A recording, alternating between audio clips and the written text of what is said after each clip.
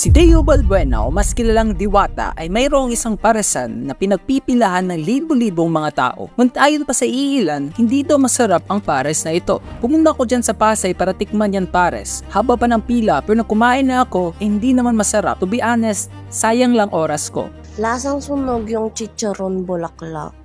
Wala na po talagang lasa yung pagkain. Yes, yung fried chicken. Guys, ano naman lang yung magkaano lang naman yung flour, yung asin, yung paminta, para lang magkalasa yung chicken. Magkano lang po yun, di ba?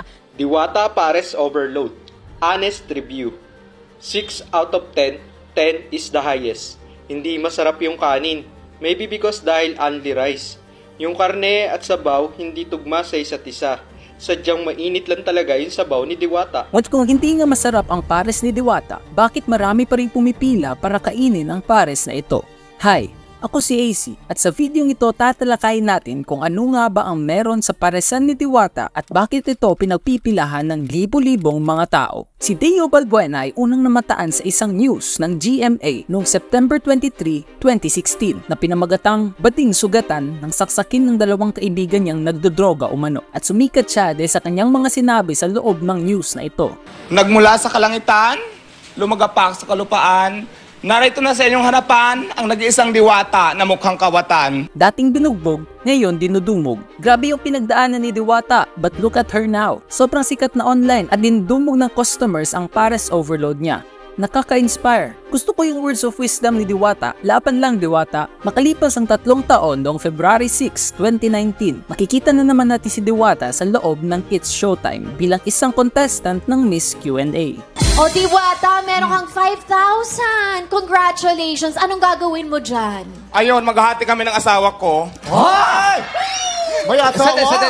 At habang tinatanong siya nila Ann at Ryan, makikita natin kung gaano kapositibo sa buhay si Diwata. Even seeing the good things in the bad, nakaka-proud siya. Di siya nahiiya kung ano siya. Napakatotoo niya. Habang tinatanong siya ni Vong, Ann at Ryan, matutuklasan natin na mayroon pala siyang jowa sa panahon na iyon. Ngunit base sa mga kinakwento ni Diwata sa kanila, mukhang piniperahan lamang pala siya ng kanyang baby dati. May panahon ba pag after ng work sinusundo ka niya? Oo, yan. Mayroon, basta after ng work pag Sabado lang, sinusunod ko lang. Saka Biyernes pa lang, text na ng text. Anong text sa'yo? Magkita tayo, ganyan bukas. Puro I love you na yung text niya. Pero after ng text niya, pag nagkita kami sa Sabado, wala nang text, Sabado na naman ulit magkitext. Even laughing it off kahit na alam natin deep inside na sasaktan na si Diwata. Relate ako sa'yo, te. Ganun din yung baby ko noon. Kapag may kailangan, may time siya sa'yo. Kapag nakuha na, wala na, deadma ka na. Nakakaawa naman si Diwata. Pero kahit ganun, ina-enjoy na lang niya yung sarili niya. Sa loob ng ilang mga taon, Diwata stayed humble at nanatili siyang positibo kahit na anong hamon pa man ng buhay ang dumating sa kanya. At hindi nawala sa kanyang isip na balang araw, magkakaroon siya ng magandang buhay. Kaya ginawa niya ang lahat para makaipon ng pera sa pamamagitan ng pagtrabaho bilang isang construction worker. Ngunit sa kasamaang palad, dumating ang araw na nahinto ang trabaho niya dahil dumating ang pandemic. Nawala yung construction kasi nag-pandemic. So nagtinda-tinda ngayon ako, doon ako nagsimula magtinda, hindi pa Paris. Kaya nag-isip siya ng iba pang paraan para makahanap ng pera. At yun ay sa pamamagitan ng pagbenta ng mga kape at candy at paunti-unti niyang iniipon ang kanyang income para bilhin ng mga gamit para makapagluto ng pares. Best advice from Diwata, kung may pangarap ka, aksyonan mo na. Siya yung definition na hindi mo kailangan gumawa ng masama para lang umangat sa buhay. At simula noon, paunti-unti niya nang nabubuo ang kanyang negosyo na sa halagang 100 pesos lamang, mayroon ka ng only rice, unli sabaw, at higit sa lahat, ang libreng soft drinks. At dahil sa murang halaga ng pagkain na binibenta ni Diwata, ito do yung dahilan kaya nagustuhan ito ng mga tao. Pero yun pa talaga ang nagugustuhan ng mga tao? Ano nga ba ang meron at bakit libo-libong mga tao ang pumipila araw-araw para matikman lang ang pares ni Diwata? Paradox. Ang paradox ay tumutukoy sa isang bagay o isang sitwasyon na binubuo ng dalawang sobrang magkaibang bagay at talagang napaka-imposible, ngunit maaari pala talaga at posibleng mangyari. Ang isang example ng paradox ay ang grandfather paradox. Kung mayroon akong time machine at babalik ako sa 1940s at binaril ko ang lolo ko, paano nga ba ako pinanganak para barilin siya kung noon pa lamang 1940s ay patay na pala siya? Gaya na lamang kay Diwata, kung hindi talaga masarap ang pares ni Diwata tulad ng sinasabi ng ibang mga vloggers, bakit libo-libo pa rin ang pumipila para lang kumain sa paresan ni Diwata? Para sa akin hindi siya ganon kasarap. Kung hindi masarap, bakit ang daming pumipila? Kung walang lasa yan, wala dapat kakain dyan. Yan ang malinaw na paninira. Ito ang iilan sa aking mga theory kung bakit maraming tao ang pumupunta sa paresan ni Diwata. Ang kasikatan ng paresan ni Diwata ang unang dahilan kung bakit pinagpipilahan ito ng libo-libong mga tao na mula pa sa iba't ibang mga lugar. Mula sa pag-feature sa kanya ng kapuso mo Jessica Soho. Welcome to Diwata Pares Overload. Kundi sa sarili na niyang pares business dito sa Pasay City. Hanggang sa pagpapakita ni Diwata sa Batang Quiapo. Ay, sayang. Kala ko pa naman magjowa kayo. Isang maganda at saka isang gwapo. Dahil kay Diwata, first time ko nanood na ang Batang Quiapo. Promise. Thanks a lot, Coco and ABS-CBN. At sa bawat post at video sa Facebook, makikita natin ang pag-promote nila sa paresan ni Diwata. At kung saan di din natin maiwasan ng mga taong sumasabay lamang para makagawa ng content. At ito ang aking pangalawang theory kung bakit maraming tao ang pumupunta sa paresan ni Diwata. At yun ay para makagawa ng content. With thousands of people uploading Diwata content sa Facebook at sa YouTube, mapa-negative man o positive, isa lamang ang kanilang goal. Gaya na lamang ng video na ito, ang gatasan si Diwata. Kaysa naman mag-comment ka pa ng, kinagatasan mo din naman si Diwata eh. At ang dahil na feature si Diwata sa KMJS at Batang Quiapo, mas sumikat pa ang kanyang paresan. At ito din ang dahilan kung bakit pinagfiestahan ito ng mga vloggers na wala nang magawang content. Si Alvin TV at Art TV ang iilan sa mga vloggers na grabe yung panggagatas kay Diwata. With a total of 31 million views sa Facebook and 1.7 million pesos, ganito lamang kalaki ang views at pera na nakukuha ni Alvin TV sa paggawa lamang ng content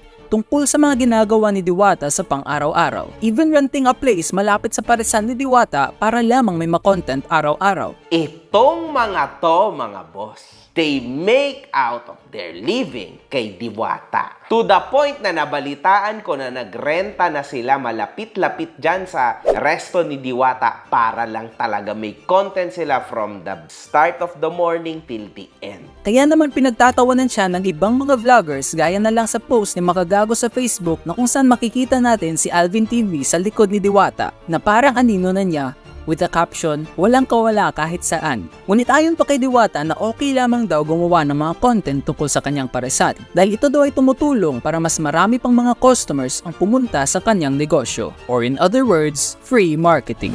Ay, hindi ko iniisip mo ginagawa kong gatasan kasi in the first place, wala naman silang hiningi sa akin na pera. Bagkos nakakatulong pa sila sa akin para i-vlog, para dumami yung consumer, dumami ang makakita para makilala ang Diwata Pares. So pagdating dyan, sa gatasan na words, hindi ko na alam kung paanong gatasan kasi hindi naman kayo nanghingi sa akin ng pera, wala naman akong binibigay. Pag kumain kayo, nagbayad naman kayo. Sana maging loyal mga staff ni Diwata, maging trusted, sana walang mag-take advantage kay Diwata. At higit sa lahat, ang huli at pangatlong reason kung bakit maraming tao ang pumupunta sa paresan ni Diwata ay sa kadahilan ng masarap talaga ito. Kung titingnan natin ang mga content na pinapost ng mga vloggers na nakatikim na ng pares ni Diwata, makikita natin na positibo halos lahat ng ito. Tikiman tayo mga katikiman. Pa ganun. Pa ganun pala yun. Wow. Totoo nga. Totoo yung sabi nila. Masarap yung sabaw ng pares niya. Mayroon na mas masarap pa dito, pero masarap siya. Kino-compare kasi usual dito sa pares na tiro. Yung mura ko, yun na yan. Masarap siya. Rate ko Madam Diwata, 10 out of 10 po. Masarap daw sabi ng mga anak ko kasi kumain sila ng alas 12. But with all of this fame and glory, hindi natin may tatago na darating din ang panahon na paunti-unting matatapos ang kasikatan ni Diwata. Eto, exactly. Eto yung sinasabi ko, tingnan mo, numbers are going down. Hindi ka pwedeng lagi kang trending. It's never gonna happen. Walang ganon. Hindi possible na trending ka every freaking day. Somewhere down the line, pagsasawaan ka and it's coming now.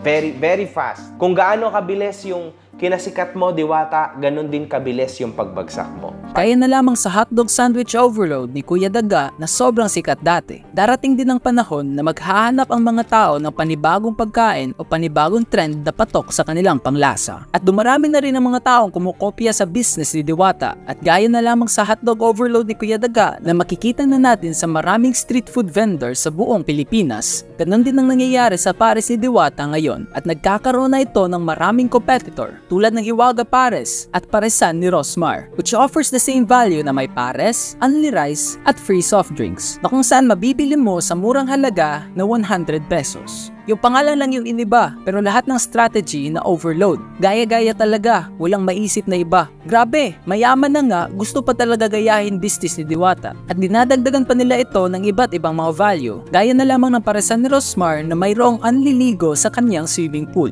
So may nagtanong, pag bumili po ba ng pares, pwede na po swimming for free?